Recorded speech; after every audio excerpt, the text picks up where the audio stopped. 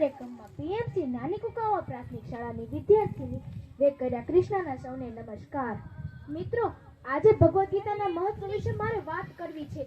ખરેખર તો શ્રીમદ ભગવદ્ ગીતાના મહત્વનું વર્ણન કરવાનું કોઈનામાં સામર્થ્ય નથી, કારણ કે તે એક રહસ્યમય ગ્રંથ છે.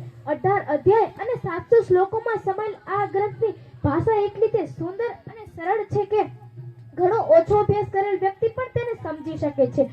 પરંતુ તેનો આશ્રય એટલો ગંભીર છે કે આ જીવન નિરંતર અભ્યાસ કરવા છતાંય તેનો આરો નથી આવતો. શ્રી વેદવ્યાસજીએ મહાભારતમાં ગીતાનું વર્ણન કર્યા બાદ પણ ભીષ્મ પર્વમાં કહ્યું હતું કે સ્વયં ભગવાનના મુખેથી નીકળેલ આ ગ્રંથમાં એક પણ શબ્દ ઉપદેશ વિનાનો નથી. શ્રી કૃષ્ણ અને અર્જુનના સંવાદ પરથી રચાયેલ આ ગ્રંથ આપણને જીવન જીવવાની દિશા બતાવે છે. ગીતા કહે છે કે કર્તવ્યથી ભાગવું નહીં, પણ નિષ્ઠા અને સમત્ન ભાવથી કર્મ કરવું જોઈએ. હાલના વિદ્યાર્થી જીવનમાં ગીતાની ઉપયોગિતાને સમજી સરકારે વિદ્યાર્થી કેન્દ્રિત ગીતા મૂલ્યોને સમજાવતું એક પાઠ્યપુસ્તક જોડ્યું છે. આજનો વિદ્યાર્થી ભવિષ્યની ચિંતા, પરીક્ષાના ડર અને નિષ્ફળતાના ભયથી જીવી રહ્યો છે.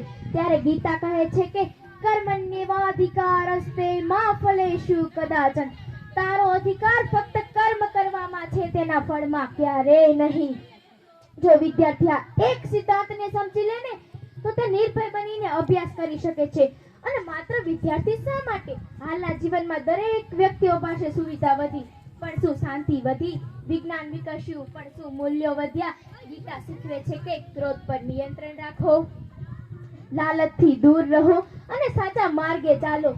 આ જ મૂલ્યો આપણી સાચી માનસિક શાંતિ અને નૈતિકતાનો આધાર સ્તંભ છે. અને ભવિષ્યમાં જ્યારે ટેકનોલોજીની હરણફાળમાં જીવન પડકારજનક બનશે તો મશીન નહીં, મૂલ્યો જ બચાવશે. આવતી પેઢીને સજ્જ, સંસ્કારી અને સંતુલિત બનાવવી હોય તો ગીતાનું અધ્યયન કરવું જ રહ્યું. અને જ્ઞાન, ભક્તિ યોગ દ્વારા ઈશ્વરને અંતરમાં જગાડવો જ રહ્યો. સંપૂર્ણ ગીતાનું જ્ઞાન શ્રી કૃષ્ણએ અર્જુનને આપ્યું. ત્યાર પછી કહ્યું કે યથેચ્છસી તથા કુરુ, કે જે તને કહેવા લાયક હતું મેં તમામ કહી દીધું, હવે તું ઈચ્છે તેમ કર. આ શબ્દોના અંતે અર્જુને પણ કહ્યું કે કરીશે ત્વમ વચનમ, કે તમારા કહ્યા પ્રમાણે જ હું કરીશ. આપણે પણ અર્જુનની જેમ ગીતા જ્ઞાનને જીવનમાં સાર્થક કરવું જોઈએ. અંતે બસ એટલું જ કહીશ કે ગીતા કોઈ એક ધર્મ, એક વ્યક્તિ કે એક સમય માટે નથી. ગીતા દરેક મનુષ્ય, દરેક યુગ અને દરેક પરિસ્થિતિ માટે છે.